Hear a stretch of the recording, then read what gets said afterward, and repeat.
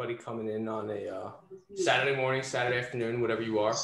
So I'm going to do things a little bit different from the last class, just in case you were on the last class, because I feel like there were a lot of questions that we could have asked in the beginning that maybe would have made the class go a little bit easier towards the end, because I know there's usually a lot of confusion just with fingerprinting in general. So what I'm going to start off with is, and I'll give I guess I'll give a few minutes for people to still like kind of mosey on in, right? I'm guessing people might join a little bit late, right, Monica? Yeah, well, they know class starts at 11 Central, so. Okay, all right, perfect, no problem then. Over the next 4 or 5 minutes, I'm sure. Okay, cool. So for the first few minutes, we'll do two things. So number one, I'm going to ask 3 questions: where everybody is located, so that I can kind of get a gist of like the general area of where most people's states are, so I can kind of harp on that and focus on that, especially in the class when I'm teaching. I can make some quick references. And then also, if you're knowledgeable about fingerprinting already, or if you're doing any type of fingerprinting already, and this is like a supplement education for you.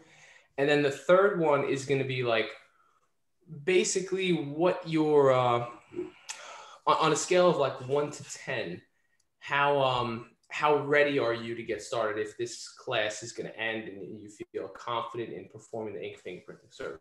So the first thing I'm going to ask is for everybody just to drop in the chat. Well, first of all, can everybody hear my audio, see my video all fine? Okay, perfect. So if everybody wants to drop in the chat, and I will open it up real quick. People just put your states really of where you are.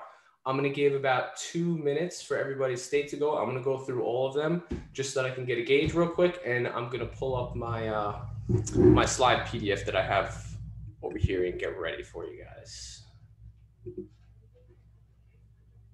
right, so let's see.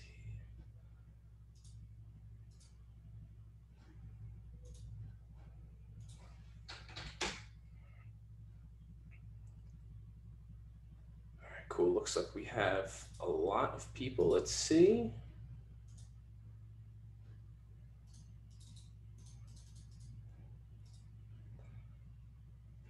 Okay.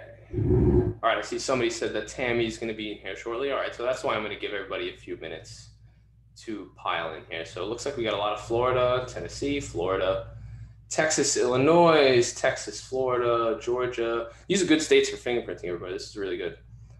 Virginia, Fort Worth in Texas, Nashville, Newark, New Jersey, very popular for fingerprinting. Maryland, again, very, very popular. Florida, Texas, North Carolina, and then Arizona. Okay, all right, cool, excellent. So I'm gonna give approximately 2 more minutes for that to, for everybody to come on in. Very good, very good.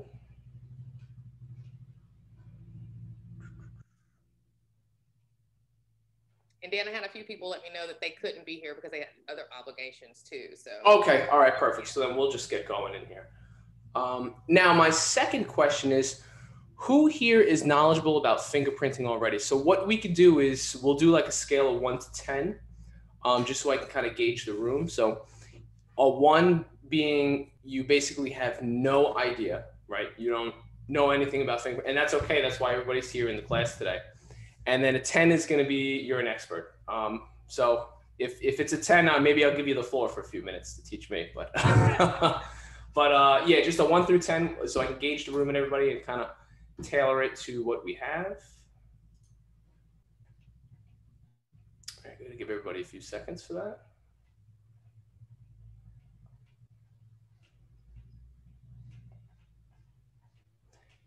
And then I'm going to see what we've got.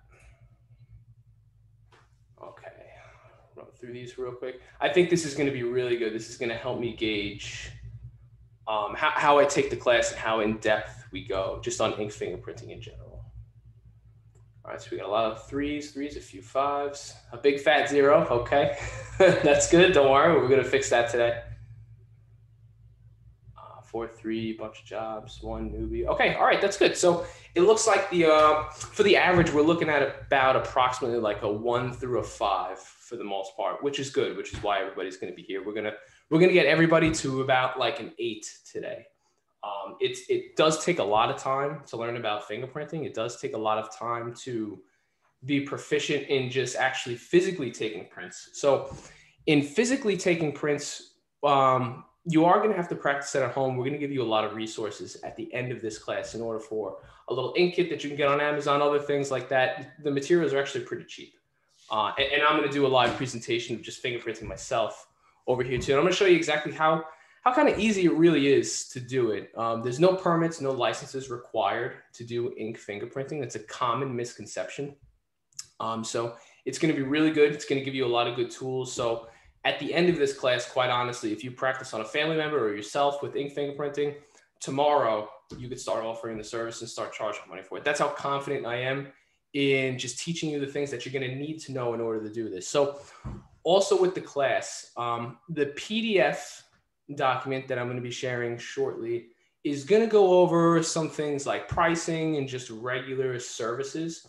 But what I'm really going to tailor this class to, because I think most people got a lot of value from this last time, is going to be particular Q&As, specifically because we have a pretty good room of people in here right now.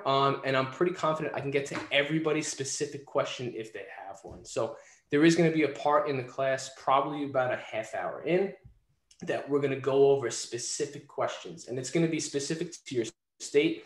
And I think it's going to be very helpful for everybody here.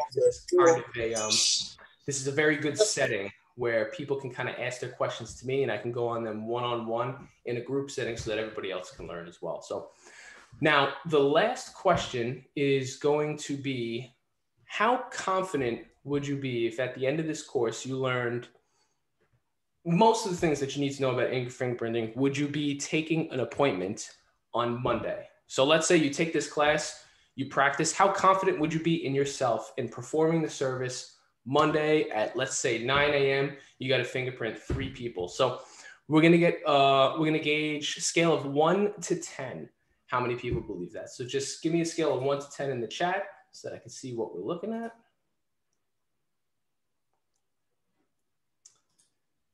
And then we're going to be good to go.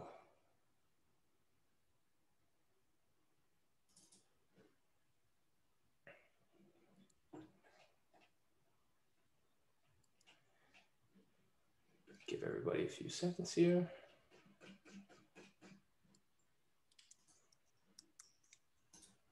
All right, let's see. What do we got? What do we got? All right. I like seeing anything above 7. Anything above 7 means you're confident. So there's a pretty confident room. And that's pretty exciting. And if you're not, if you're below 7, we're going to get you at the end of this to be a 10. We really are. That's how confident I am that all of this is really going to be able to help you out. So now I'm going to share my screen. Please let me know if you guys can see.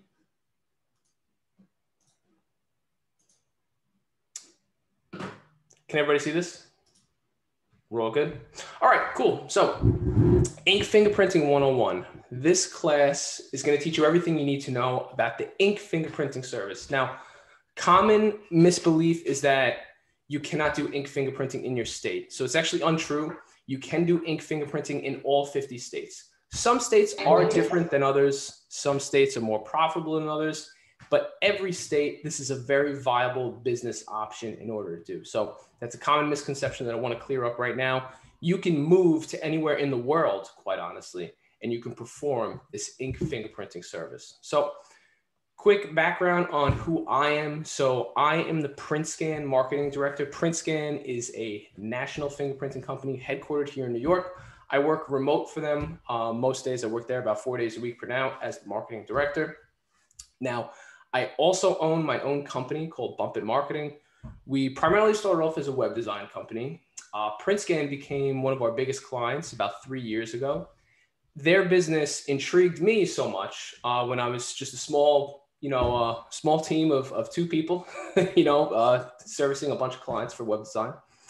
PrintScan really intrigued just my entire entrepreneurial mindset about the fingerprinting business, kind of pushed my business in that direction. And then we ended up partnering together. So that's why I hold the position as the PrintScan marketing director, as well as own my own company where we kind of run the partner program get people onboarded and help people build their fingerprinting business. So that's why I feel like this is just a great opportunity in order to learn not only how to do fingerprinting, but how to actually make money doing it. So that's the company that I own. I was a fingerprinting technician for 7 years. So before I really got involved with PrintScan, I did do fingerprinting for commercial purposes. So I was out there mobile fingerprinting people. I have my mobile device in the corner of the room still that I've used for the past 7 years. It's old. I've dropped it too many times that I can remember, but I did use it for a long time. I fingerprinted people for multiple reasons. I fingerprinted people in Manhattan who were had very, very high net worths.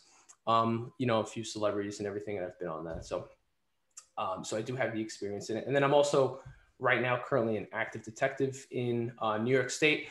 To be somewhat anonymous, I won't tell you the exact department that I work for. It's not New York City. It's somewhere in the suburbs, but I've been doing that for approximately 6 years now.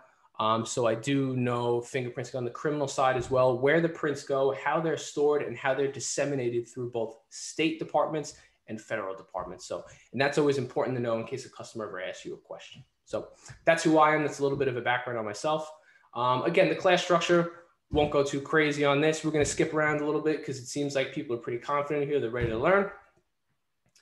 Now, the history of fingerprinting. So the history of ink fingerprinting goes back, I'm going to say approximately 60 to 70 years. So initially, the fingerprinting program was enrolled by the FBI in order to start identifying people, especially when, large amounts of felonies have been happening, violent crimes.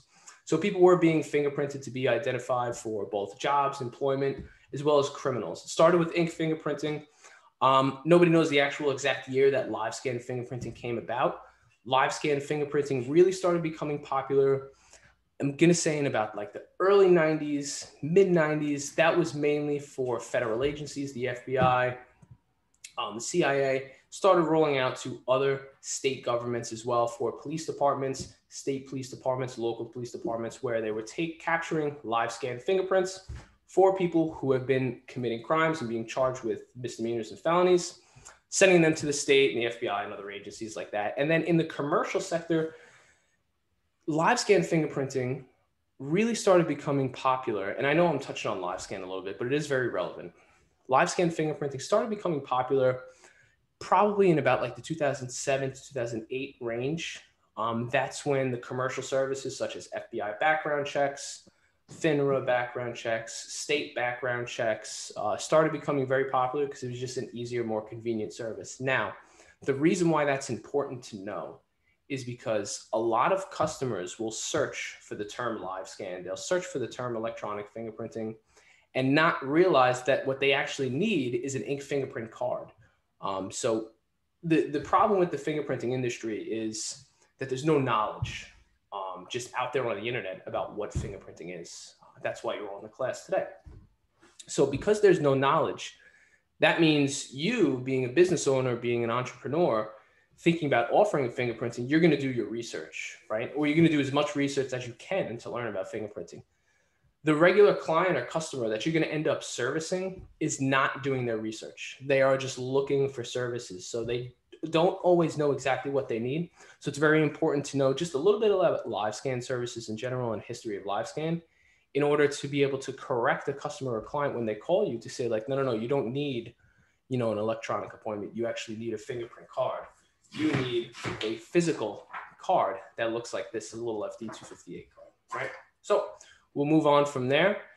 Now, the reasons for fingerprinting, this is very important because we're all going to be performing one service, which is capturing ink prints and putting them on this card, handing the customer the card at the end of the appointment and charging them an amount of money for this, right? However, those cards can be sent to multiple different areas, right? And they can be used for multiple different services. And this is very important to know because people are going to call you and they're going to ask you, they're going to say, hey, listen, I need an FBI background check. I need a FINRA background check. I was told that I need to get an ink fingerprint card. What is that? How do I do it? How much is it going to cost, et cetera? Can you come to me? Can this be mobile, right? You're going to need to know how to answer those questions. You're going to need to know exactly what people need fingerprint cards for. So these are going to be the most popular reasons. Now, there are, and I still find reasons myself doing this for the past 7 years that surprise me even to this day. But there are the most popular reasons right here on the screen. So FBI background checks, super, super popular. This is going to be very popular for anybody working in the volunteer space, gaining employment that requires an FBI background check, requires an employer to capture a fingerprint card, send it to the FBI themselves. There's also a lot of other reasons for FBI fingerprinting, for FBI background checks in general. So this FD258 card is the standard FBI approved fingerprint card. So that's going to apply to all of these services below, even if it is not related to the FBI service, right? And that brings me to my next one, a FINRA background check. Now, a FINRA background check, and I'm going to pop into another screen real quick. I'm going to type in FINRA. FINRA is the Financial Industry Regulatory Authority. So what FINRA does is they oversee, well, they are the regulatory authority for, the financial sector. It's really what they are. That's what FINRA stands for. So if there is a business near you that is an investment firm, sometimes there is a small bank, sometimes there is anybody usually dealing with money or securities or stocks and bonds. Those employees and those people that work in those businesses, they're going to need a background check done by FINRA once per year, right? Now, it can be done electronically, but a lot of people do ask for the FINRA fingerprint card, right? And a FINRA fingerprint card looks exactly like an FD258. The only difference is there's a little barcode at the bottom right here, specific to FINRA, right? So if a customer ever does call you and ask about a FINRA background check or a FINRA card, they're going to have one with them. You can also order these at a link that I will show you on the FINRA website. It's kind of hard to get to, but in case you're wondering, in case you want to buy, like 25 cards to have ready when you do this business, you can buy them from FINRA yourself. Now, state purposes, in-state and out-state. This is very important. This is going to be probably the majority of your fingerprinting appointments, especially for states like Georgia. Tennessee is going to be very popular for this. Alabama is very popular for this, kind of like that southern belt of states. Florida, I'm going to say a little bit, not so much for in-state purposes because they have a very easy live scan program, but for those southern belt states and even on the West Coast a little bit too, Arizona is huge for this, Nevada is huge for this, California is huge for this, really any state. For in-state and out-state purposes, so let me explain, right? If you live in, let's say my name is Joe, right? And I live in Georgia and I am a mortgage broker and I sell mortgages in the state of Georgia.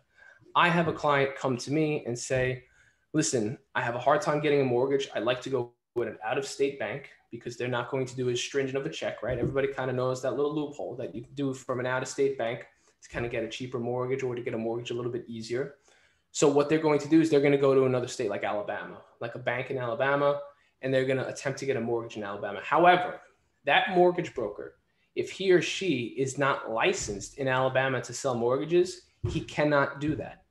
What he has to do is he has to go through a licensing program. And in that licensing program, and this is true for all 50 states, he will need to get ink fingerprinted, right? This is so important because there are so many people out there, so many professionals out there that want and need to do business in different states, especially now after the pandemic, that a lot of jobs are virtual and a lot of reach has been expanded from throughout their state. So that's very important because they cannot drive. Well, they can, but they're probably not going to. They're not going to drive from Georgia to Alabama to get fingerprinted. What they're going to do is going to get fingerprinted on a card, and they're going to send that card to whatever agency or department or state is requesting it, right? This is hugely important because this is going to be the majority of your appointments right here is out-of-state purposes, some in-state purposes that's specific to each state if they allow you to do that. And I'll go through that at the end, but out-of-state purposes for background checks, so for licensing programs, that's going to be in the majority of your appointments right there. And it's so important to know that because these people are desperate to get fingerprinted because their only other option is to go to the company, XYZ company near you, fingerprinting company, that is backed up for like 2 months, 6 weeks for appointments because of the pandemic, because they shut down and they're primarily just doing state live scan services, right? So they can't even service these people. So these people don't even know where to go. So there is a gap in the market, and that's where you're going to carve out your niche to be very, very needed in the market. The demand is very high. The supply is very low. That's true for all 50 states. So this is the perfect opportunity to start something very cheap where you could buy a kit like this for like $70 on Amazon, right? And a little bit of education, which is why you're here. The rest of these I'm going to run through pretty quickly because you're going to see them a lot less, but they are still important. Court-related purposes, these are for custody battles or any type of judgments or mediations. They may require a fingerprint card to be kept on file. Private employment purposes, this is just for any corporation or agency that's going to require a separate level of background checks or a fingerprint card. Arizona, this is very popular, fingerprint clearance cards. They have their own little program. They're different than the rest of the United States. Arizona likes to be a little bit different, but that's okay because it makes it very profitable. Archiving purposes, if you get into this business and you're doing very well, you can archive fingerprints with print scan particularly, not to be biased, but you can take this card and you could scan it into a machine, store it digitally, and then send out background checks whenever you need. This is going to be really good for high net worth individuals, company contracts, et cetera, things like that. Expats and immigrants, this is huge. If you are in Texas and you are near Mexico and you have people traveling back and forth, Mexico has the highest population of United States citizens living there at the current moment. It's the biggest country in the world where, they call them expats live. So Mexico is going to be very popular for fingerprinting cards because every 2 years, if you are a United States citizen and you're living in another country, you require what's called an FBI apostille. And most of these people get fingerprint cards. This is a service that immigration attorneys do almost primarily, right?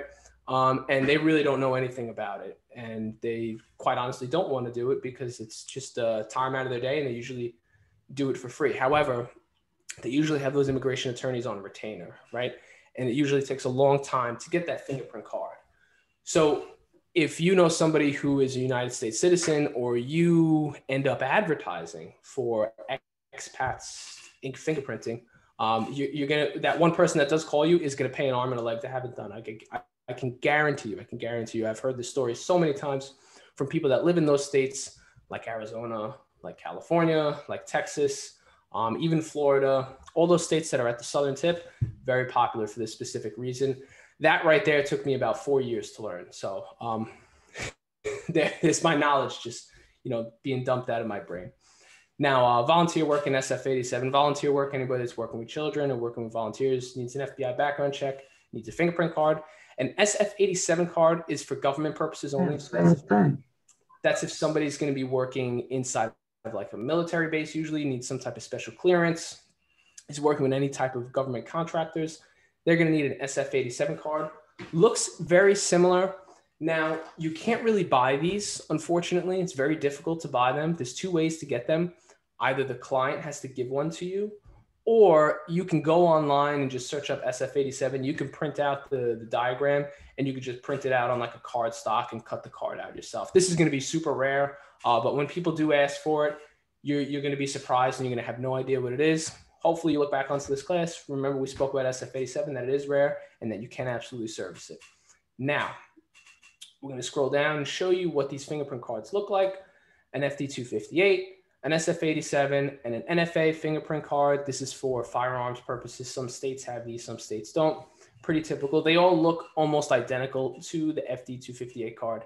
Very, very, very similar.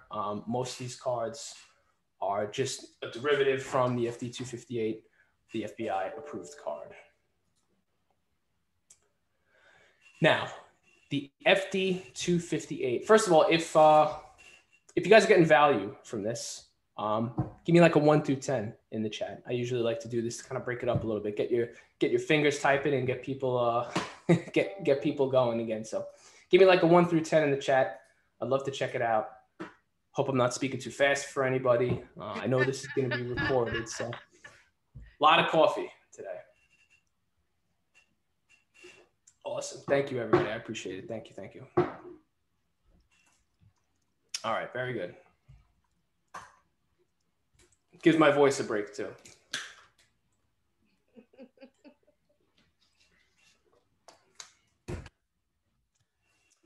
Awesome. Okay. So the FD258 card. Oh, be careful. Quick. I know I was going to say questions at the end. Be very careful with those SF87 cards on Amazon. Very, very careful. A lot of them are fake. A lot of them are fake. For legal purposes, they're supposed to be purchased from a government contractor. You're supposed to have a specific like serial number in relation to like your corporation or your government agency. So just be careful with the SF87 cards that you buy on Amazon. They probably will pass, but just be careful. It's best to download the diagram from the website directly and then print them out on cards. Like just be careful with those. That's the only thing I'm going to say. I have seen that in the past where some of them have gotten rejected. But moving on. So the FD258 card. The FD258 card, I always get a lot of confusion about this. Now, the FD258 card is just a fingerprint card. It's a general fingerprint card that is approved by the FBI. It is the most general fingerprint card that's used, quite honestly, throughout the world. People use this in Mexico, Spain. People use this in China. People use this everywhere because the FBI is seen as kind of like the creme de la creme of identity-based background checks. That is literally what an FBI background check is called. It's called an identity criminal history, right? So the FD258 card is going to be used by most states, most agencies, most departments. They're going to just use that card because if it's FBI approved, it's definitely going to be state approved. It's definitely going to be local government approved. It's definitely going to be worldwide approved, just in regards to what it is you're putting on the FD258 card and how it's capturing prints and how the diagram has really been laid out. It hasn't changed much since like the 50s. So this card has been around for a long time. You can buy them on Amazon. You can purchase them from other areas. You can print out the diagram, print them out on cardstock yourself. I would recommend you just buy them on Amazon. Way, way easier to do that. But the FD258 card, I always get questions about like, well, which card should I buy? Which card is going to be most popular? Which card has a specific use case for each things? The FD258 card is universal. It can be used for so many of those services because in the slide above that we were talking about the reasons, all of these, with the exception of the SF87, all of these 1 through 8 right here is going to be done on an FD258 card. That's if you're doing ink fingerprinting, right? Live scan is a different story. Ink fingerprinting 1 through 8 is going to be on an FD258 card. The FINRA card is an FD258 card just with a barcode at the bottom. So a small caveat with that, but they're all going to be done on this FD258. That's why it's the most important thing that when you're advertising, right? And I know I'm going to go on a little bit of a tangent, but this is important. When you're advertising, right? I'm going to pull up a Google My Business very quickly. I'm going to type in ink fingerprinting near me, right? I'm going to get print scan just because I live near print scan, and you're going to see that, you know, we have fingerprinting locations, ink fingerprinting, right? But if somebody types in FD258, you're going to see how the results kind of vary, right? Now, because of my local area, it's going to show me print scan again. It's going to show me print scan again as well. But I mean, look at the websites that are up here talking about FD258 cards, right? What I just looked for is the service, right? Or I'm going to type in service.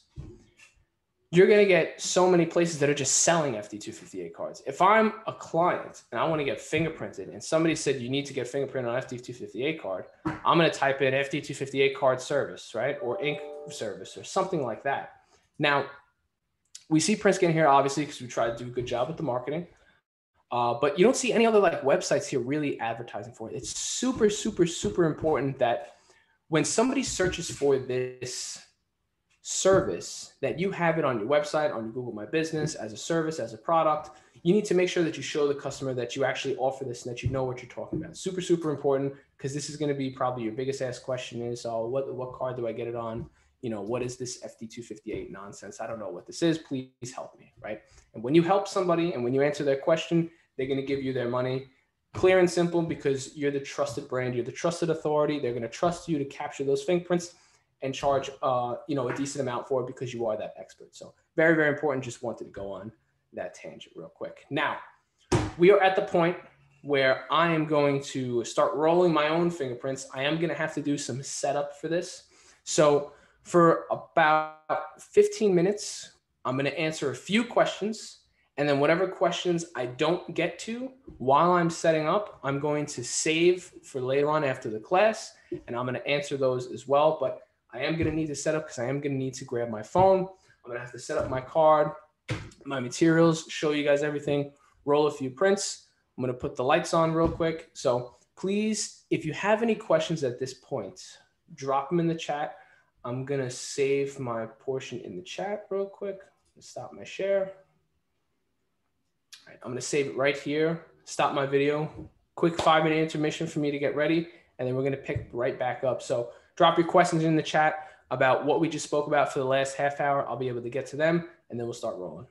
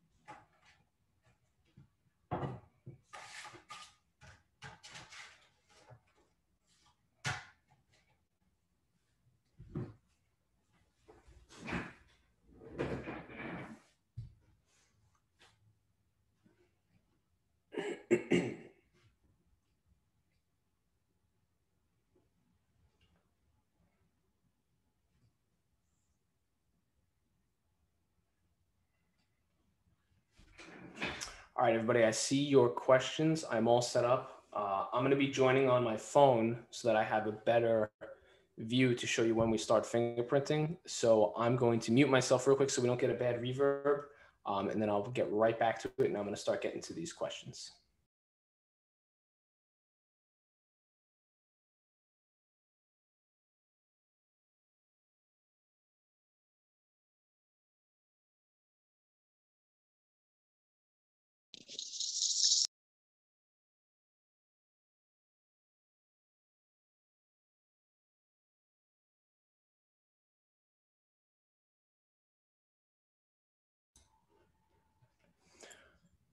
All right.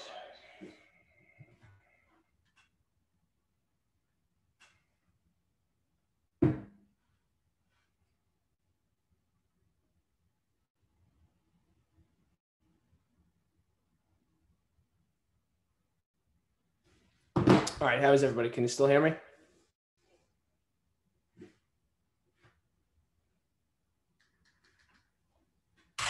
All right, I believe we are good. So let me get to some of these questions real quick. Going after federal contracts. Yeah, so I'm going to speak on federal contracts real quick. This could be a whole class in and of itself. Working with the government is very difficult. However, it's also very, very, very profitable. Very profitable. And I'm going to tell you why. If anybody in here can land a federal contract, this would be amazing, right?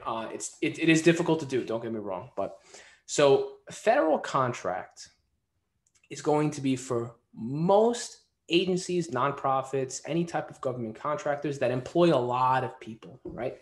Because when some type of nonprofit or an organization hires a lot of people, their mind goes to, all right, we need to make a lot of hires. We need to make them quickly, usually because they have federal grant money for some type of program. They're going to be worried about hiring convicted felons. They're going to be worried about hiring sex offenders, and they're not going to have enough time to screen all these people.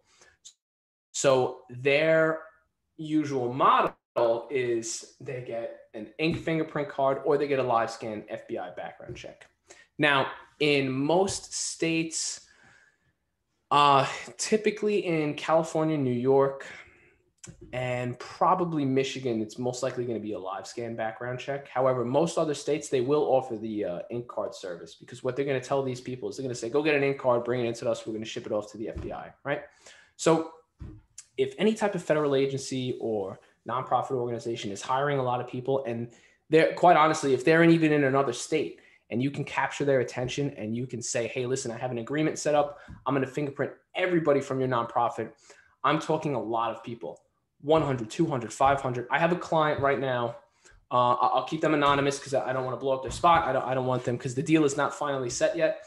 But he did just meet with somebody from a nonprofit that is hiring 1,200 people within the next 2 months. And it looks like he's going to get that contract for background checks for them. So if you think about that service, 50, 60 bucks plus his traveling fee, 1,200 people over the course of 2 months, that's his whole year's business right there, basically. So federal contracts, very hard to come by, very difficult to close because there's a lot of bureaucracy. You got to speak to this person, chief, operating this, whatever it is, you need to go through a lot of red tape. However, if you do land something like that, if you're in a state, if you see a request for proposal for some type of fingerprinting service, federal contracts, hugely important. If at any point you do get that, please reach out with questions in the Notary Nerds University and tag me in it because I will help you out there because it is very rare, but super, super profitable. You can make a whole 6-figure salary in just 2 months on a federal contract like that. But again, very hard to get. Ink versus live scan. So ink fingerprinting is just quite honestly what it sounds like. It's your fingerprints being captured on an ink card so that they can send it to whatever department or agency. Now, live scan is that service really is that service, just electronic, right? And live scan, that term is thrown around a lot, but it pertains to all type of electronic fingerprinting services. So what I like to tell people is I say, listen, if you're talking about live scan as a service, what you're really talking about is just electronic fingerprinting. It's the same thing. Live scan, electronic fingerprinting, exact same thing. Live scan is not a specific service. It's not something in and of itself. It is a general umbrella term just for electronic fingerprinting for hundreds of reasons. State or competitors have a backlog. Here's how you do it. Type in fingerprinting near me. Find the first biggest competitor, call them, say you need an FBI background check, and see how long it's going to take them to do that, and see if they even answer your question. See if they even answer the phone. That's going to be the first hurdle, right? Because I don't know if a lot of these small niche businesses, if you call them, a lot of them don't answer the phone. A lot of them have terrible customer service. They won't email you back, because a lot of these people that are doing this service do have other jobs. They do it as a side hustle, which is fine. However, not a lot of them are very, very professional, right? So I would say even about finding out if you have a backlog, just call them and get the pulse on their business and see where you can be better. Even if it's a huge fingerprinting company. I mean, PrintScan is a nationwide fingerprinting company. I could tell you everything that's wrong with PrintScan because no business is perfect, right? I could tell you exactly how you can do things better than PrintScan because nobody's perfect. No company is perfect. There's always a way to find out and carve out your little niche. So not only for backlogs, I would definitely look for, points of weakness where you can come in and kind of capture that market's attention and give a more high value, better service so that people will actually come to you and trust you. Concealed weapons fingerprinting in Florida. Yes, this is very popular. So for a CCW fingerprinting appointment in Florida, they're going to say that you need to get fingerprinted by a police officer. That's what their application typically says. However, that is true, but anybody can do it. Now, this is not legal advice. I'm not a lawyer. So if anybody does this 2 weeks down the road and they get in trouble for it, you do not hear it from me. But if you get an application from somebody and that application states that a police officer is mandated to take this fingerprint record, there's no law or regulation or permit or license required to take fingerprints. The reason that state governments say that is because they cannot tell you to go to a specific vendor because that would mean that they're biased, right? So they cannot say, hey, go to this vendor. If they do that, they have to list out like 50 different vendors. And a lot of governments' websites, they're just not going to do that because quite honestly, nobody is running their websites. They're kind of just up there in the blue. So they're going to tell you to go to a police department because the police department is non-biased, right?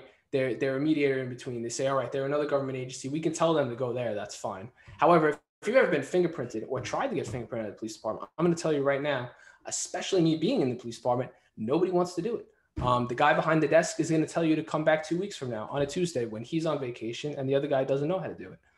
And quite honestly, that's what's going to happen. So tangent, but concealed carry permits in Florida, you can do it as an ink service. You can do it as an ink card service. It's going to tell you that you need an ORI number.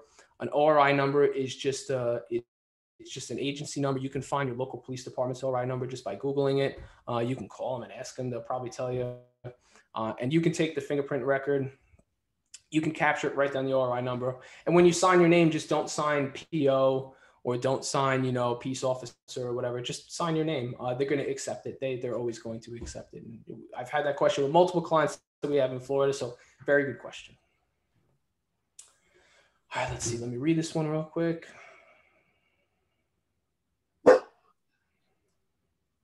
Very good question. So when you're taking ink prints, primarily, almost always you're going to give them back to the customer.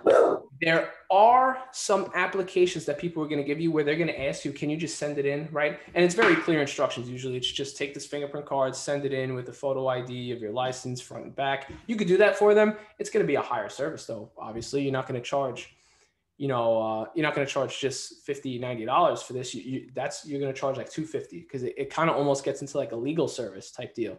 But again, no license or permits required to do that. So you can do that. I would upcharge them though, because you're going above and beyond.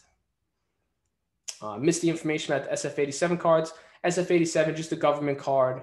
That most people are going to come to you with. You're really not going to have to buy these. It's going to be super rare. Anybody working on military bases that need like certain clearances, work with government contractors, they may or may not need an SF-87 card. You can look up the diagram online, print it out on cardstock paper, and just make them yourself as well. That's totally okay. Fee charges per state. This is very important because if anybody's asking for an ink fingerprint card, that means they probably have an application with them that says they need an ink fingerprint card, or somebody told them. They're going to pay the state fee. They're going to pay the FBI fee. You are not going to pay that. Your entire service is just going to be you capturing the fingerprints on the card and charging them for doing that physical labor, that physical work, that expert work, right? So you're just going to be charging for that service. You're not going to be paying any state fees, any FBI fees, unless you're submitting the application for them. Then obviously you're probably going to ask for like a money order or a check from them to mail in with their application. But again, that's going to be a higher service where you're going to charge more, right? So, and then to touch on this a little bit, state fees vary on every single state. So what I would implore you to do is look up like a fingerprinting process, type in your state. You're going to get a state website, your Department of Public Safety, something like that. Read through the instructions. There's going to be a lot of information on there, but you really need to look up fingerprinting process XYZ state, right? Click around. Usually the first 3 results in Google is going to bring you to the right place. Find out as much information as possible. I'm going to tell you right now, if you call these people, they're not going to know what to answer you with. So they're basically going to say whatever it is they need to say to get you off the phone. Read what's in the website, because if it was read on the website, it was proofread and they accept it to be available to the public. You don't have to register another business name for fingerprinting if you're already a notary. However, when you Google My Business, you absolutely should add the service offering, the service category of fingerprinting service. Otherwise, nobody's going to know. Okay, I see the Arizona system. That's going to be a little bit of, I'm going to have to dive deep into that. So what I'm going to do is I'm going to stop there. I'm going to pick back up with that Arizona question, but I'm going to pick up my phone and I'm going to show you guys a little bit about the actual ink fingerprint card, the FD258, roll some prints, show you about the card holder, show you about rolling some ink. Very easy. Most people think this is the hardest part. This is actually the easiest part of fingerprinting as a business. The hardest part is learning everything about it, right? But this is super easy. We're going to run you guys through it. You guys are going to be experts if you do this once or twice on yourself or a family member.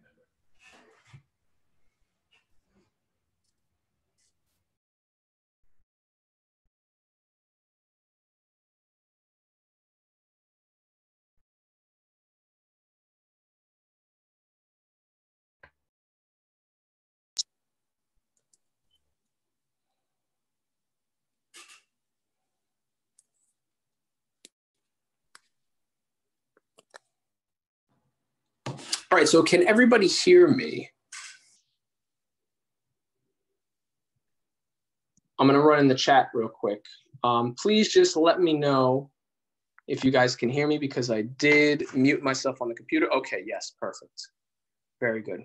All right, so now I'm going to run over the FD258 card real quick. Now, this is an FD258 card.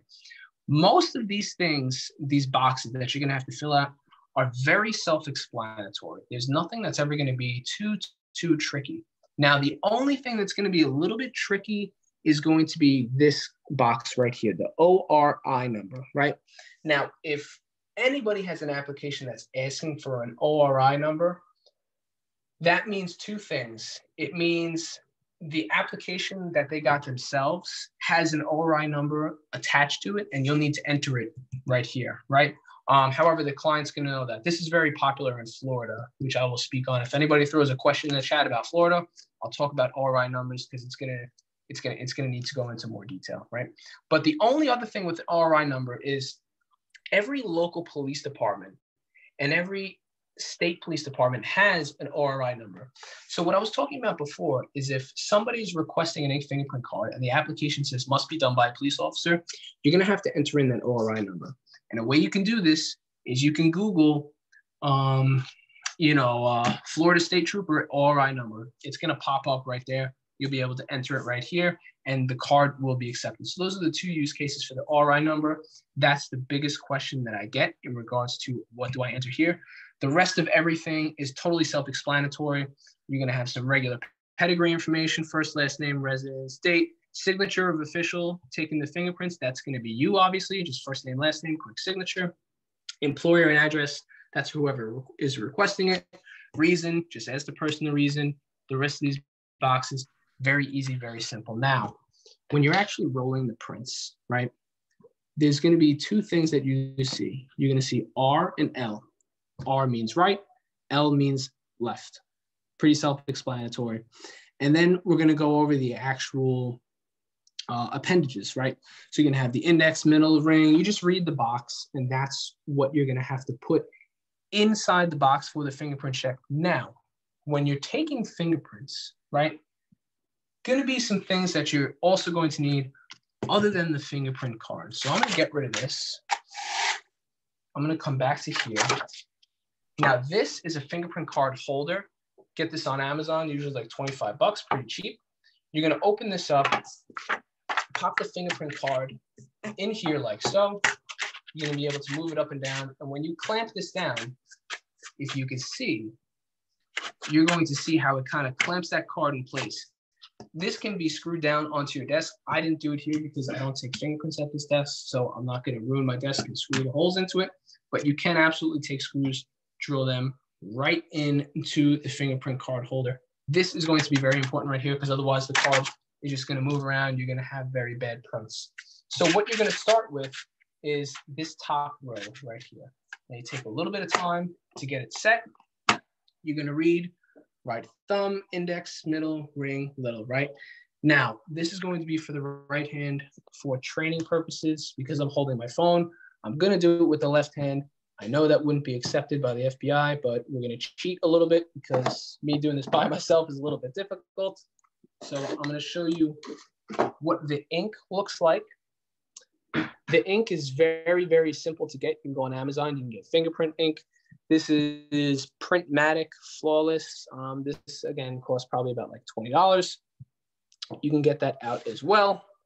Now, when you're dipping somebody's fingers in ink, right, do not get it too wet. It's very, very important you do not get too much ink on the person's finger because it's going to smudge. And I'll show you exactly what that looks like. Hopefully there's enough ink in here because I usually don't use this that often, so it might be a little bit dry, but hopefully there's enough to be able to show you what that looks like. But if you're going to be doing a person's thumb, and I'm going to be using just my index finger to show you for all intents and purposes, but just a quick dab, get a little bit of ink on there, roll it around a little bit twice, look at the person's finger. If there's a decent amount of ink on here, that's probably not enough. So I'm going to go a little bit more. this is what you're going to want to look like, right? Now, if you see at the top of my finger, that little black ridge that's a little bit darker right there, that may smudge it right there. So you don't want anything that's a little more darker than that, but you do want just a general amount. This is pretty good. Now, when you roll the actual finger on the card, you're going to go nail to nail, right? So from the left all the way to the right. And you're going to pop it down flat like so. Here on one nail, keep it nice and firm, flat. Roll, roll, roll, roll, roll, all the way to the other nail. This is the most important part. Lift straight up. Now, the reason why I say is you lift straight up is because if you lift down, it's going to smudge like you see right there. If you lift up, it's going to smudge. That print is no good. You would not take that because of those smudges, right? Which is why it's very important just to lift up, straight up into the air.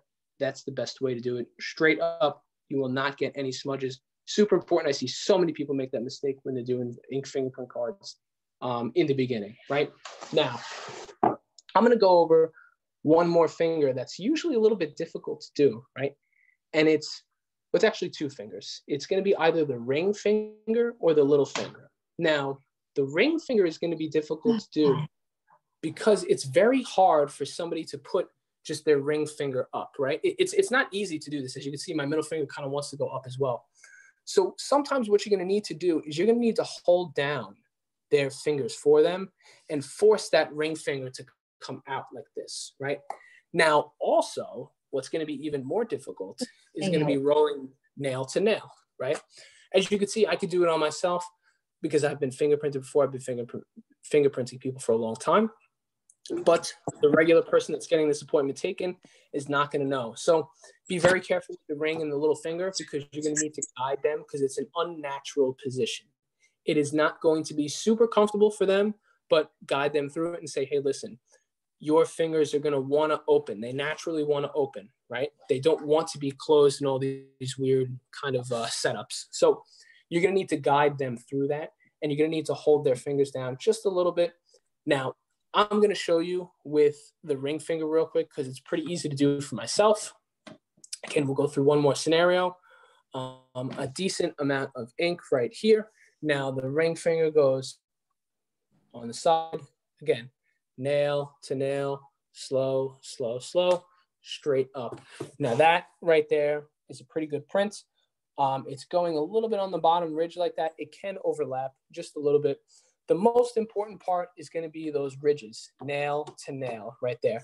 That's what's the most important part, is going nail to nail. Because if you just do this, no good, right? That is not good. They're not going to accept that. That is not what you want. You need, absolutely 100% need to go side, slow, slow, slow, nail to nail.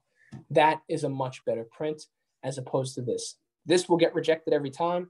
This will not get rejected because it is more of a roll as opposed to just a flat. Now, there are agencies that request just flats. However, if you do the rolls, it's always going to be accepted. So it's always going to be best to roll nail to nail as opposed to just doing this, because if you do that and it gets rejected, you just charge somebody for a service that was incomplete. So that would be very unfortunate. You don't want to do that. So always nail to nail. Now, this card obviously looks very ugly because I used it for training purposes. But when you actually do this, if you do this for a few times, you're going to see that the most important part, nail to nail, as well as make sure it's in this box. If it's drifting a little bit into the bottom, that is okay because it's not always going to be perfect. And the FBI knows that, and all these state agencies know that. So there is an amount that they're willing to let drift off into the other box. It just cannot be an exorbitant amount, right? If you see like more than a quarter of the print drifting into the other box, you're going to have to redo it, right? But something like that, it's not going to be a problem. Something like that, not going to be a problem at all. Now, the rest of the card, give me 1 second as I open this up. The rest of the card, as you can see here, this all just works on the other hand. This is going to be the same thing, rolls only, right? However, the bottom of the card is going to be very important. And I'm going to get this out of the card holder because I'm doing this with two hands right now. So I'm actually going to use another card. But these boxes at the bottom, very important, right? So this box is going to be for 4 fingers all at once. These boxes are going to be for the thumbs. Now, these bottom boxes do not have to be rolled. These are just flat impressions. So you do not have to roll nail to nail. The thumbs, you do not have to roll nail to nail. These 2 boxes, you do not have to roll nail to nail. The top 2 rows for fingerprints are the only ones that you have to roll, right? The rest are just flat. Now, quick tip, when you're doing all 4 fingers in this box right here, you do both the left and the right hand. Most people, common misconception is they just go straight on, fingerprint the person, and that's it, they're done, right? However, I always like to go on an angle, always on an angle. The angle is going to be able to capture each swirl impression on the fingerprints without it coming off the page, because a lot of people's pinky finger is going to be kind of cut off a little bit. And if the pinky finger is cut off, we can't help you. It's going to get rejected, right? So it's always better, because everybody's hands are different, to go diagonal as opposed to head on. So I'm going to show you real quick with my right hand, dip it in some ink, get it all nice and good there. Do the individual fingers, tap them a little bit. Now, right here, it's going to be diagonal. So diagonal print, flat, straight up. Now, it's a little bit difficult because I'm doing this to myself. However, this would be accepted right here. There's no problem with that. I could get a little bit more in those 2 finger ridges right here. So I'm going to show you again on the left hand, get a little bit more ink on there. Show you a little bit of a better one that would be more accepted. I'm going to put my phone down so I can do this and actually show you what it should look like.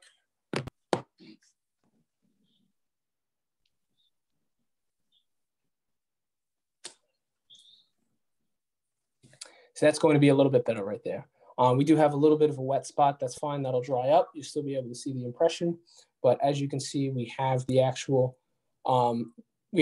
digits of the fingers going a little bit into the other box, but that's okay. But we have 1, 2, 3, 4 fingers right here. We have the rest of the finger going down. This is going to be accepted every time. This is still going to be accepted, except you should get more of the meat of the finger right here. Just going to be better. It's going to look better for more acceptance purposes. Now, the thumbs, they're going to be flat on. So the thumbs are pretty easy. Quite honestly, you just take it, put your thumb down,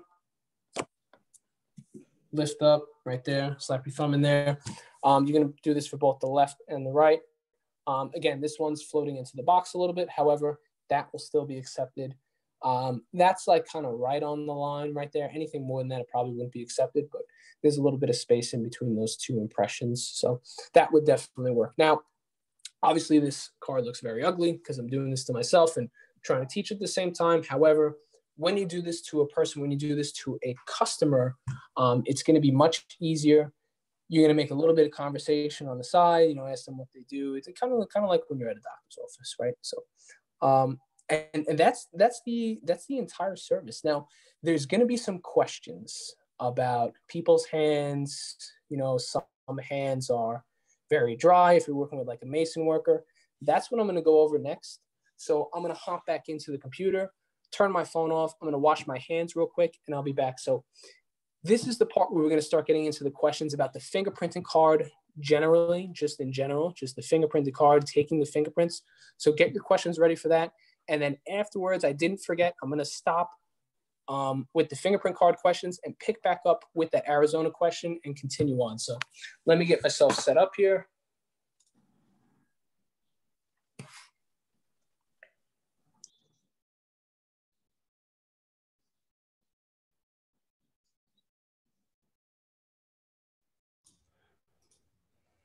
All right, can everybody hear me? I believe everybody can hear me. Let's see. Okay, perfect. All right, cool. So start asking your fingerprint card questions. I'm going to wash my hands real quick in my bathroom, come right back. So. What is this? Let me see what she wants.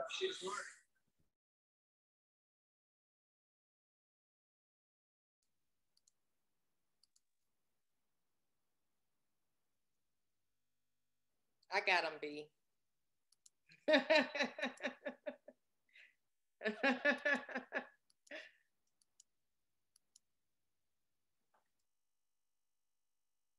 Y'all, this chat is going to be everything, so.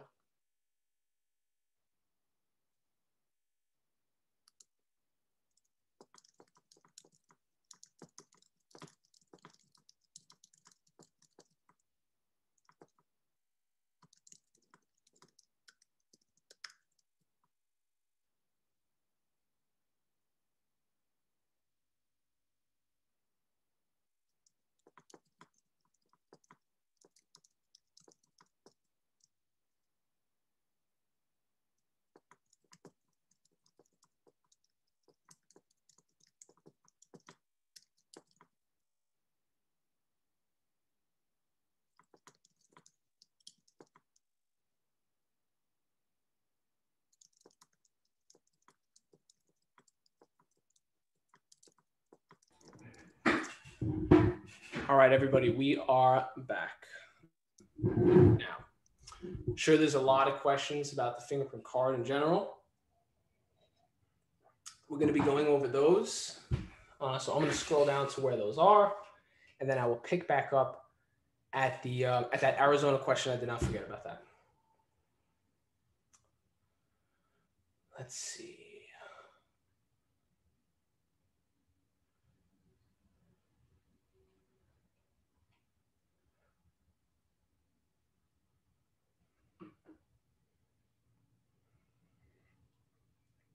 Okay, I'll start right here and then I'll scroll down to the rest. So unfortunately, you cannot fingerprint yourselves. Now listen, there's nothing stopping you from fingerprinting yourselves and having somebody else sign the card.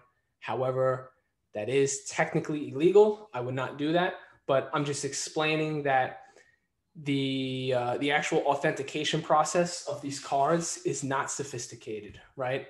So just so that you understand what actually happens with these cards. However, you cannot fingerprint yourself. No, you should have somebody else fingerprint you on a card. And if you have a family member or a friend or something like that, you can have them do like 10 different cards and send in 10 different cards. It's not a big deal. But technically speaking, no, you cannot do that.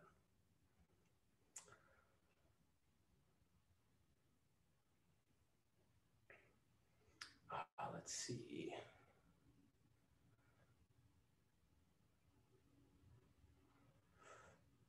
Here's a very good question. So women with long nails that are difficult to fingerprint.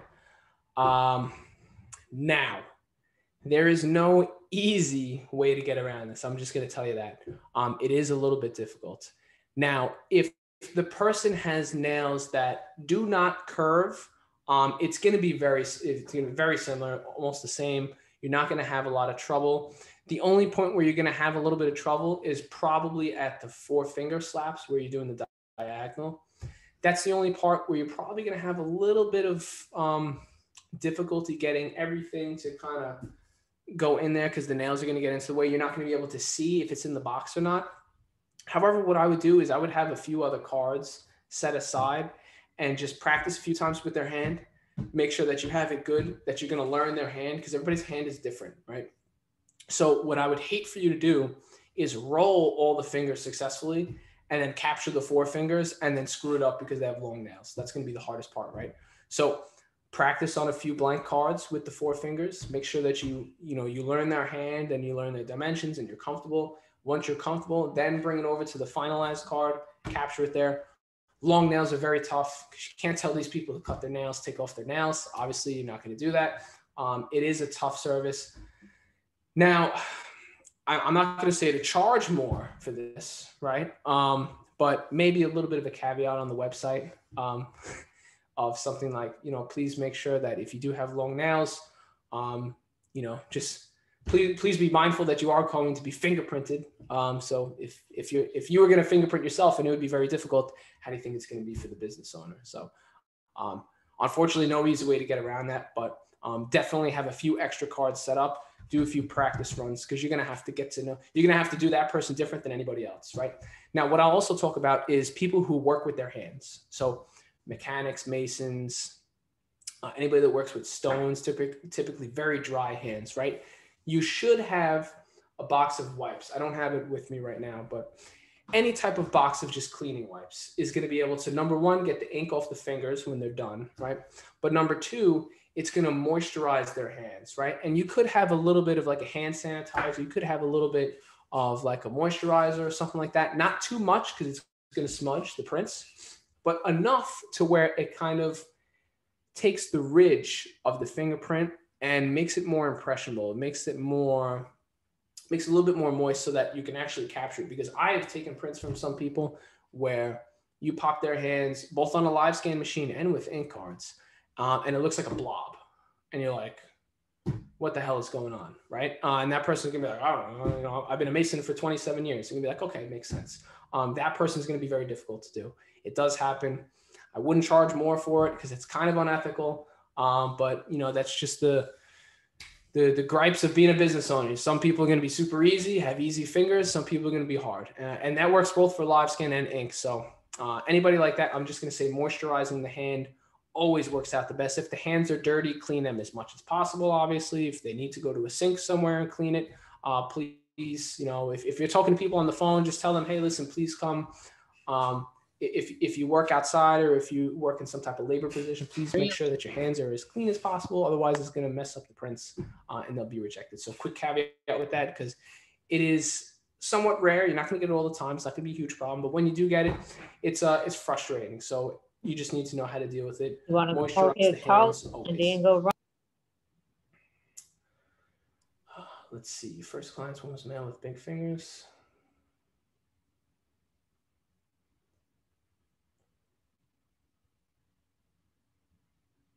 Okay, rejections. Handling card rejections. Pretty rare. Listen, it's going to happen. It is going to happen. And for a customer that you get a card rejected, listen, what I would do as the business owner, I would say, hey, listen, I do apologize. We will do your prints again, and I will do it for free, and we will not charge you. That's going to be the best business practice because your reputation is everything. If that person makes a bad review, 10 people are going to see it. Typically, if somebody makes a bad review or says something bad or has a bad experience, they're going to tell 10 people. Typically, somebody has a great experience, a wonderful experience, they were going to tell nobody or one. So the odds are stacked against you. So if you ever do mess up, it's going to happen. It's okay. It's totally, everybody's human. Nobody's, has superpowers. If you mess up, just make sure you make it right for the customer. But in regards to having a big finger, having people that kind of help press down on the card, that's a good question that was just asked by Tammy. Make sure that when you're taking fingerprints, you tell the person, listen, just stay loose, stay limp. Do not help me with rolling because they're going to end up messing you up. It's like two people tug of war back and forth. Make sure if they have a totally loose hand and they're just nice and limp, they let you do the rest, it's going to be very easy. So make sure you do tell them that. Just listen, stay limp, stay loose. But rejections by the FBI usually take about 2 to 3 weeks. And that's usually with any other state agency as well if you send in a card and it gets rejected. So what I'm going to say to that is, and this was another question, this is going to answer this as well that I saw above. Whenever you're doing this service, add 2 cards, add the second card in with the initial service offering. So general pricing for ink fingerprinting for the actual appointment itself is anywhere from $35 to $50 across the US. I would go on the higher end because a lot of people, when they see price, they're going to equate that with trust and authority and expertise. You do not want the clients that are going to be looking for the cheapest price because they're going to be the ones that complain the most, right? They're going to be like, what do you mean you can only get here in 2 hours? What do you mean you're not available 24/7? What do you mean you can't be on the beck and call for pennies on the dollar, right? You don't want those clients. They're just going to give you nothing but headaches. So always charge. I'm going to say on the higher end, especially if you're confident in your service, you're confident in your business, because people do equate price with trust, expertise, and authority.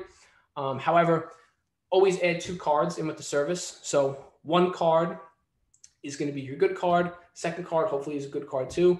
You hand them 2 cards at the end of the service. You charge them approximately $45, $50 plus your mobile fee. If anybody's doing this mobile, you do have to add on your mobile fee, which unlike being a notary, you can charge whatever you want. If you want to charge $10 per mile, you can charge $10 per mile. If you want to charge $100 per hour, you can charge $100 per hour. You're not governed by the state what you can charge. But 2 cards, the physical service between $35 and $50. If a person has bad fingers, you can give them like 4 cards, right? It's just going to take your time. It's going to be worth giving them the extra cards to send in.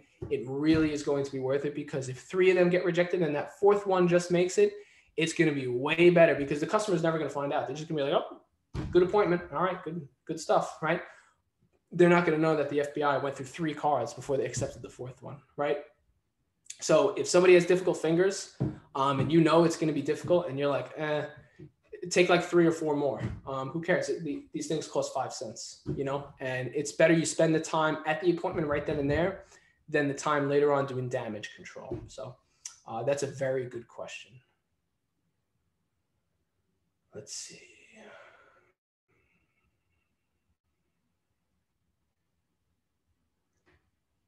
Long nails equal higher charge due to the challenge. You can do it.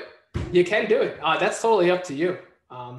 You know, I don't take appointments anymore, so that is probably going to be up to you. If I was still taking appointments, I probably would definitely agree with you, because after like 2 or 3 of those, I'd be like, this is ridiculous. What are you going to do an upcharge? Especially in the summer when everybody's out and about. Let's see.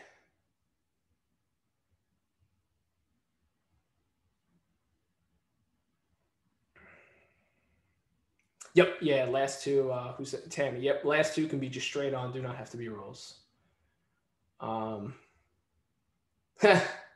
Monica speaks my love language. Profit. Yes. Very good. This is what we're all here for, right? Make money. Let's not forget it. We are here to make money, right? We're here to do it ethically and with a service that is very niche and nobody really knows about. But at the end of the day, listen, you got to charge people for this service. We are here to make money. If you don't make money, you can't continue to be in business. You can't continue to service people.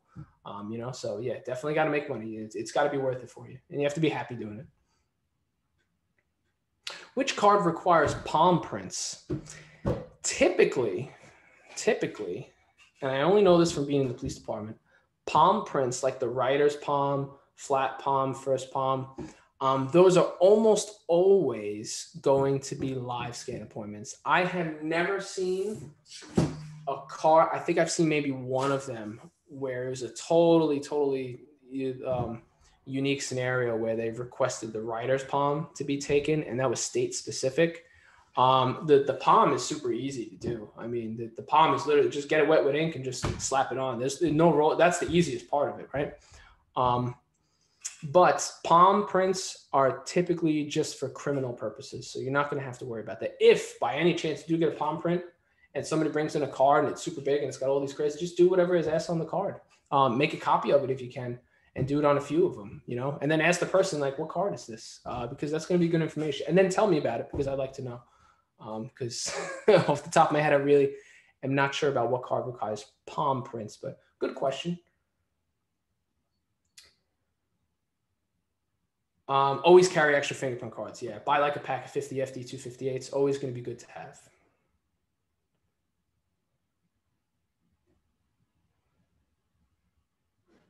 All right, touch on retabs. Now, just quick clarification on retab real quick, just so I know exactly what you mean.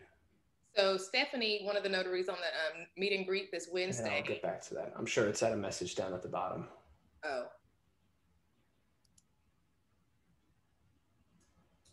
So basically, can you hear me okay? Stephanie. I think, Monica, that was your question about retabs, right? Right. Can you hear me?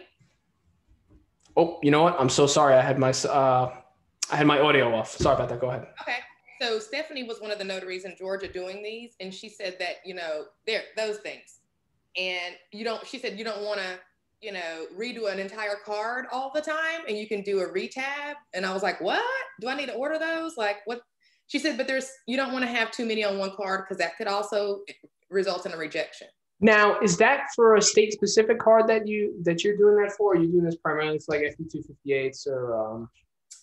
These would be, I'm assuming, for FD258s, because I'm assuming that's what she's doing in Georgia. But you know what? You bring a good point up. I don't know for sure. I'm gonna look. Oh, I see exactly what this is. Okay, so basically, it's whiteout for a fingerprint card. This is really cool. I'm gonna be honest with you guys. This is the first time I've ever seen this, ever. So. Usually it's just another card. That's a really cool find. Usually I do not get surprised like this because I was like, what is a retab? So I'm going to give you my opinion on that real quick. Just from, I have had cards rejected in the past. Now, I'd like to know if you've sent in a card with a retab to the FBI yet. Yeah, I would not. Me personally, I would not. If you're doing it for an FBI background check purposes, if you're doing this for a state card, I don't see a problem in it.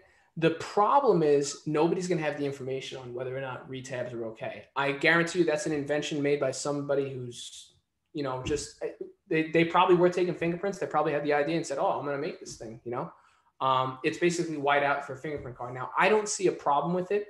The only part where I do see a problem is if the card, if the print behind the retab is still visible, because what happens to all of these cards, right? And this is good to know for the process, is these cards are not held physically anymore, right? Because otherwise we'd have way too many of them. So these cards are gone through a process of what's called card scanning, right? And this is for most, some states still hold physical cards, don't get me wrong, but most states are going to scan this card and they're going to transform it into a digital fingerprinting file called an EFT file. And that file is going to be used for background checks in both the future, the past, or right then and there for the appointment. Now, very, very important that if you're going to use a retab, make sure that the retab, what it's covering, the old print, covers everything. Because if there's just even a little bit that's still showing, when that card gets scanned in, it's going to throw an error and it's going to get rejected.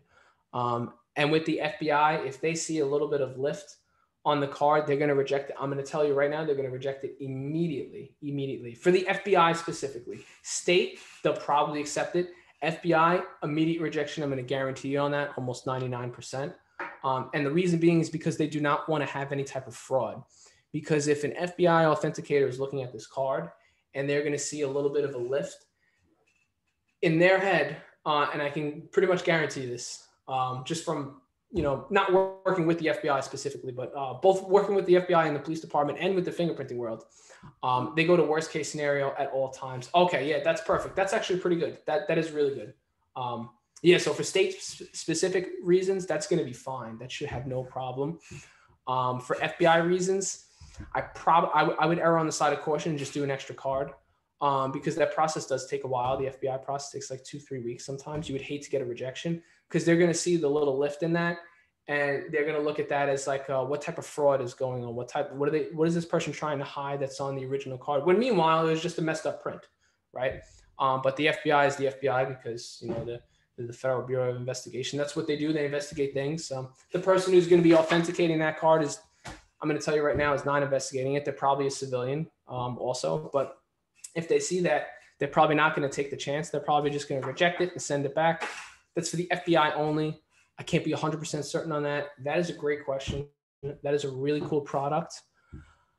As far as me endorsing it, because it's not, it's one of those things that is kind of like, we don't know, kind of like fingerprinting in general, kind of like, we don't know. But yeah, for state purposes, I would say it's fine. Anything other than that, I would err on the side of caution and just do an extra card or just redo a card. That's why I always say to do those 4 fingers first, and then the flats, or, trying to make sure that once you have a lot of practice, I wouldn't worry about that. But that is great. I really appreciate you sharing that. That's really cool. Really, really cool. How much does that cost a retab? Let's see. Oh, $20. I would do it. Makes sense to me. Yeah, definitely buy a pack of them. I would. I'm gonna make that guy who just invented it like a couple $100 easily from this class probably, but should get an affiliate link, right? But no, that's really cool. Very good question about missing appendages. So for missing appendages, I'm gonna grab a pen, and forgive me because I don't have a red pen. You must do this in red pen. But if they're missing the right index finger and the right middle finger, an X. That is a generalized way that you can signify that fingerprint is either missing or they have a bandage on it, or they're not able to do it, or they have a broken finger, something like that. A Band-Aid with a little paper cut is not something that you're going to be able to do a missing appendage for. It needs to be something severe. But yeah, just an X with a red pen only. That is the FBI standard. That's the state standard. That is what they accept. Very good question. The background check. So Tammy, with fingerprint cards, you can advertise background checks. And this is I'm going to dive deep into this on tomorrow's class about advertising and integrating it with your notary service. I would definitely say to be in tomorrow's class as well, and watch the recording, because we're going to dive into that deep. But the fingerprint card is always used for a background check. It's never really used for anything else, unless it's used to just be stored somewhere, which is more rare, or for archiving purposes. But if somebody's getting this card done, they're getting a background check done, right? Almost 100% of the time. So you can advertise background checks. However, you're not going to be the company that actually performs the check. You are just the middleman, right? So you're not the clearinghouse that's going to be actually providing that service. You're just providing the service of the ink fingerprinting, but people will be looking up FBI background checks, and you can advertise an FBI background check by offering an FBI fingerprint card, which is the FD258 card. So very good question. If eventually you do get a live scan device, obviously you can advertise more background checks, electronic background checks, results within 24 to 48 hours. A little bit more enticing, however, much more expensive to get into. So ink fingerprinting, start off cheap, get your, cut your teeth in that, and then eventually move up into live scan. Okay. That's mostly for the ink questions. I'm going to scroll right back up to that Arizona question, because that was a good question. Because Arizona is very, very particular. I'm going to get right back up to that. So let's see, just give me a second.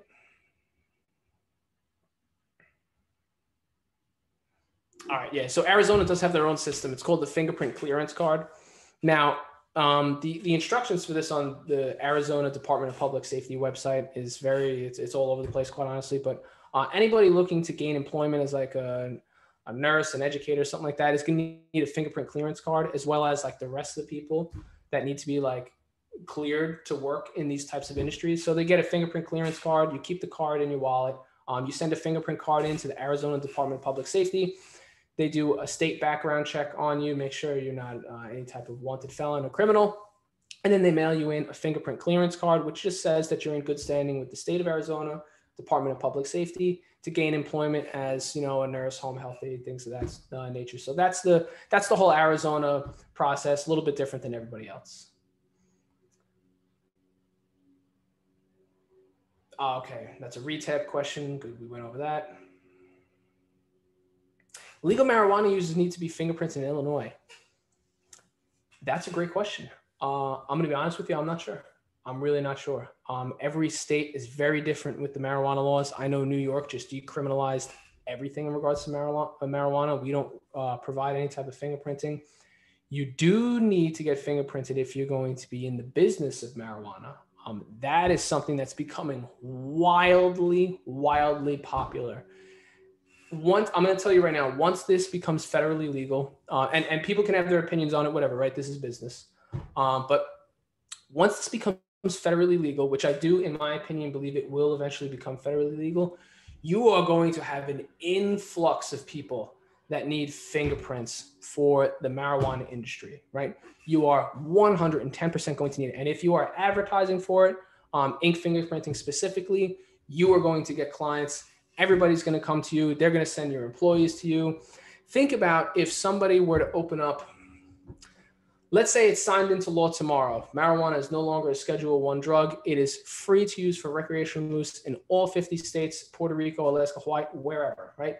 People are going to go nuts. A lot of people are going to start opening up marijuana businesses. A lot of people are going to start being employed by marijuana businesses. I can guarantee you 99.99999%, all of them are going to need to be fingerprinted. Going to be very, very good way to carve your niche out there, make a lot of money, definitely a lot of money. And then you can also get contracts with these businesses and say, hey, listen, anytime you bring an employee on, I'm your person. Let's set up an agreement. You get me on retainer. I'll be there within 72 hours to fingerprint that new employee. I'll come to them. You can handle the background check from there. Good way to make business to business relationships. That's what's going to make you a lot of money in fingerprinting. Very, very good question. For expats, most of the time the immigration lawyers do tell them to just go get fingerprinted and then either bring the card back to them because quite honestly, they're lazy and they're not fingerprinting expert. I shouldn't say they're lazy. That's wrong, but they're just not fingerprinting experts, so they're not going to do it. They're going to refer them to an expert. So that's what's going to happen most of the time.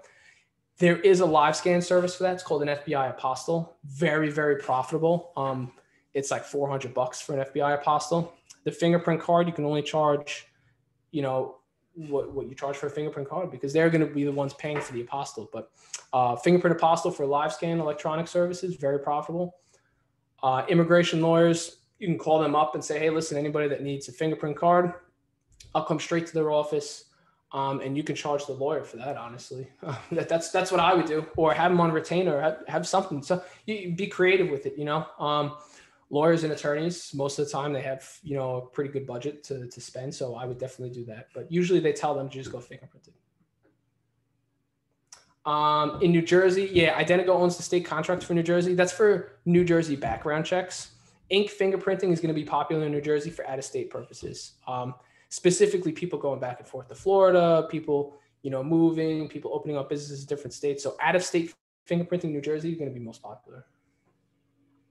Your only job is to collect the prints. You don't have to send them to the company or the agency unless they request you to do that. And the instructions are pretty simple to do it. Then just charge more for it. Let's see. Florida ORI numbers, I'll touch on this. So Florida, ink fingerprinting is going to be most popular for out-of-state purposes, FINRA and FBI background checks. That's what's going to be popular in Florida. Florida is what we call a complete open state. So for live scan services, electronic fingerprinting, Florida does not require a state contract. So that's unlike New York, New Jersey, Tennessee, unfortunately, all these, basically every other state but Florida requires you to have some type of state contract in order to perform fingerprints. And typically the state contract goes to one company, which is crazy. That is a monopoly. It should be illegal. It's something that PrintScan is currently fighting, has been fighting for 20 years, and will continue to fight it. Once we have a big network and we land more state contracts, we'll be able to let everybody open up a business in whatever state they want, right? And we'll act as their clearinghouse and everybody gets rich with us. And we get rich too because we charge channeling fees. So, but you know, otherwise we'd never be in business. But that's our plan, right? So for Florida, Florida specifically, live scan really is going to be most popular. However, ink fingerprinting, specifically out-of-state purposes, FINRA purposes, FBI background checks, those are going to be the most popular. You could definitely build a decent side business, a decent side hustle with ink fingerprinting in Florida, especially for people that are expats, immigration purposes. You will get a lot of hits. But the next step in Florida is definitely going to be live scan. Definitely going to be live scan. I would say whatever money you make with ink fingerprinting in Florida, reinvest it into a live scan device because you will crush it. You will destroy the market in Florida. Huge opportunities in Florida. Even if you're in a saturated market like Miami, very, very good. Florida is a great state.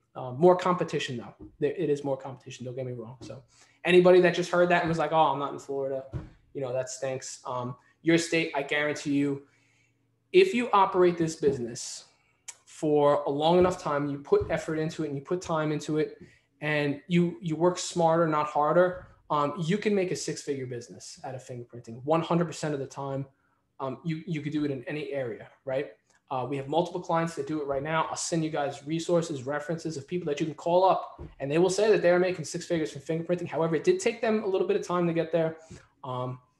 It was definitely a little bit of a rocky road, but they're all very happy to work for themselves. And then they hire employees to let people do the work for them and they just act as the CEO because you should have that CEO mindset. You know, you should always have that CEO mindset, work smarter, not hard. I know Monica's, you know, not up and down. That's the whole thing. That's what it's about.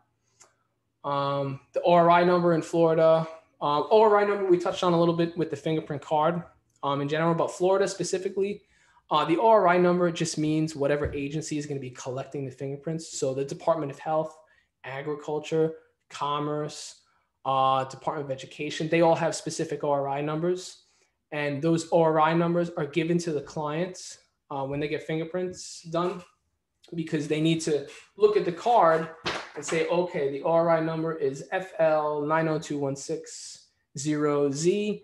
This is going to the Department of Education, and they just throw it in a bin, right? So that's what the ORI number is, basically kind of just like a barcode. 2 ink cards, should definitely always give 2 ink cards with a service, $35 to $50. I would say charge $50 always, plus your mobile fee. If you're going to be doing mobile ink fingerprinting, I'll touch on this a little bit. Don't charge anything under 100, 125 bucks. Really just don't. Just even if the person's a few doors away, just charge it. Just do it. People are going to say no. You don't want those people. That's basically it. You know, unless for some reason it's Friday night and you need 50 bucks right now, and that person is next door. Yeah, maybe charge them 50 bucks. Okay, maybe that's an exception. But if somebody calls you and they're looking for a business to be fingerprinted by, and they want you to come to them, charge a lot of money for that. That's a good service. You know, it's a good service. And a lot of people ask for it, and they don't get the right answers from a lot of these companies. Most companies, they answer the phone, they say, oh, we don't do mobile. You know, you have to come into the office. Click. You know, I don't know what I need to be fingerprinted for. Look it up. Google it. Click. That's what these companies are saying to people. And I know because I call these companies, because I do my research, especially when a new client signs up with us. We do extensive research, and we call everybody in that area. And we do vet them, and we say, like, hey, listen, these companies, they quite honestly, they all suck. The customer service is terrible. You open one up here, you're going to kill it. And I'm going to tell you that's like the average of what's around the US. For any of your competition, they're probably going to have worse customer service to you. Customer service is always going to be what allows you to charge higher. That's just regular business practice. Let's see. No fee designated by the state, 0. There are no state or federal regulations on fingerprinting at all. Live scan a little bit. But ink fingerprinting, no permit, no license required, no fee, no governance on what you can and can't charge. You could charge $1,000 for one ink fingerprint card. If you want, you really could if you want. You'd have to find somebody to pay for it, but you could charge it, right? There's nothing telling you that you cannot charge it. Same thing with there's nothing telling you that you can't charge $2 per mile driven, $7 per mile driven. You could charge whatever you want. No rules, regulations behind it. It really is pretty crazy. And just to touch on that a little bit, if somebody calls you and they are an executive of a company and they live in the downtown area, whatever city you're in, and they're on business trip and they need an ink fingerprint card and they need it tomorrow, charge them a couple $100 easily, 100%. Don't be afraid to say that price because they don't care. They like the convenience. I've been on mobile fingerprinting trips. I've known other mobile techs that have been on fingerprinting trips where people have paid thousands of dollars to be fingerprinted by a mobile tech. Very rare, very rare. Don't get me wrong. PrintScan sent a tech over to Spain once to fingerprint a CEO, and they spent $6,000 to do it. So I always like to say that kind of story. We've also fingerprinted 50 Cent. He lives on the North Shore of Long Island. Warren Buffett, we fingerprinted. Warren Buffett a few times we fingerprinted. That's the most famous investor in the entire world. If you guys don't know who Warren Buffett is. Jimmy Buffett, we was also fingerprinted. So the Margaritaville, because he opens up a lot of restaurants in different states, needs to be fingerprinted in different states. He needed a lot of ink cards. Who else? Ashanti, she also lives in Long Island. We fingerprinted her. I've actually met her too as well, so that was pretty cool. Trying to think who else. Yeah, a lot of celebrities. Because listen, everybody needs fingerprints. There's no way around it. And if you're a celebrity, you're not going to a place. You're going to get fingerprinted. So it is kind of like a pretty cool perk. You're going to meet a lot of cool people doing this because it is such like a weird, business service to look it up. Because what's going to happen is this person's assistant is just going to look up mobile fingerprinting because they're not going to want to send this person to a location. They're going to want somebody to come there, right? Because they're very rich. They don't care. And they don't want to go out in the public. So a little bit of a cool thing. A lot of celebrities is one of the cool hidden things about this business. A lot of celebrities that you're going to meet with fingerprinting. So not to get you all excited. It's not like you're going to start offering this service tomorrow and, start meeting all these people. It's not like that, unfortunately. But You will meet some really cool people. Fingerprint yourselves. All right, number. Let's see. Securing a corporate account. Really, the conversation. If you're speaking with somebody about a corporate account, they're pretty much already sold. What's gonna make the difference is your brand and your reputation and your authority, because people are gonna look you up. They are going to look you up, especially if you are doing business for their company and handling. If they're gonna be hiring you on a retainer, they're not just gonna pay you a couple $1,000s annually and not know who you are. They're gonna Google you. They're gonna Google your business. Make sure you have your brand set up. That's why I call it like the rule of 7. If somebody sees you 7 times, if they see you positively in 7 different areas, and really now it's more of like 13 or 14 because we're just inundated with so many advertisements nowadays. But the rule of 7 usually applies. If somebody sees you in a positive light in 7 different areas, they're going to make a positive decision. They're going to pay more for your service. So if you're bidding for a contract and you come in high and you're the higher bidder, but you know your brand is rock solid and you did all the work of changing your banners on Facebook, if you did all the work of optimizing your Google My Business, if you paid for a website, did it yourself, spent countless hours, all that stuff, you cannot measure it right then and there when you're doing it, but you know down the road somebody is looking at all those things and they're making an informed decision. That's what's going to sell people. That is what's going to sell corporate contracts, is the work and the time and the effort that you put into your brand and just your expertise and your knowledge, right? That's what's going to sell company contracts.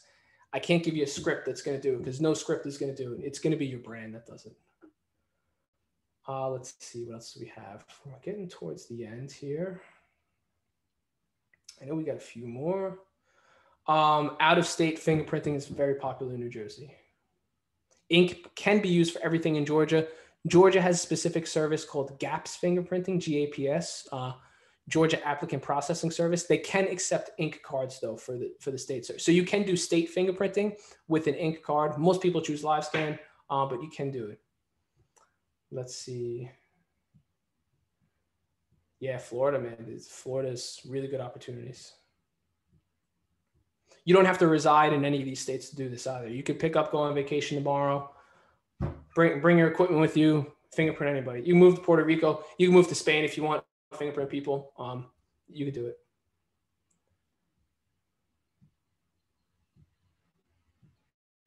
You can use your local ORI number for that, because if the prints are going to be logged in NCIC, NCIC is like a criminal database back, National Crime Information Center, I believe is what it stands for.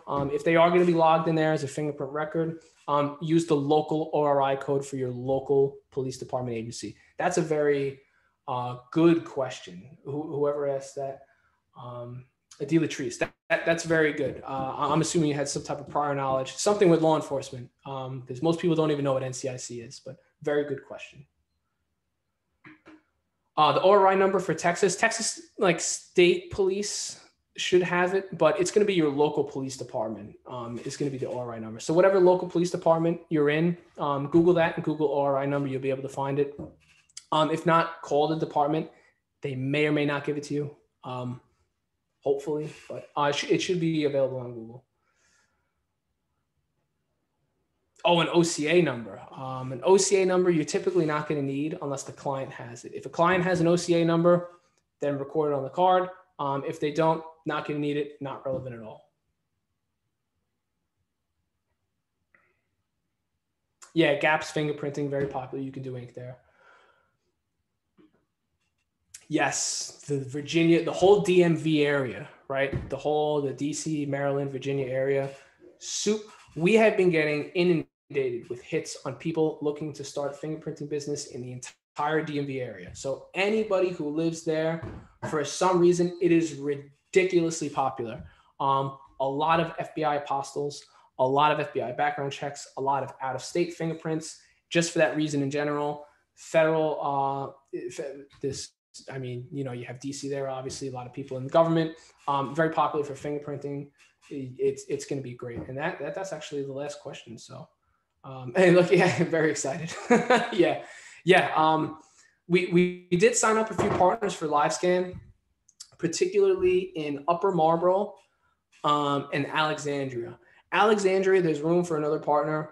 Upper Marlboro, Maryland, kind of really, we kind of have that cleared out. So if you live there, you might have to compete a little bit with them, unfortunately. But you can always go to a different territory, another 20 square miles or something like that. You'd still do very well. And then Dover, which is like the Southeast, we have a partner in there that's doing mobile fingerprinting as well. She might even be in this group, actually, I think. But there's plenty to go around. You don't have to fight with each other. There's plenty of business to go around.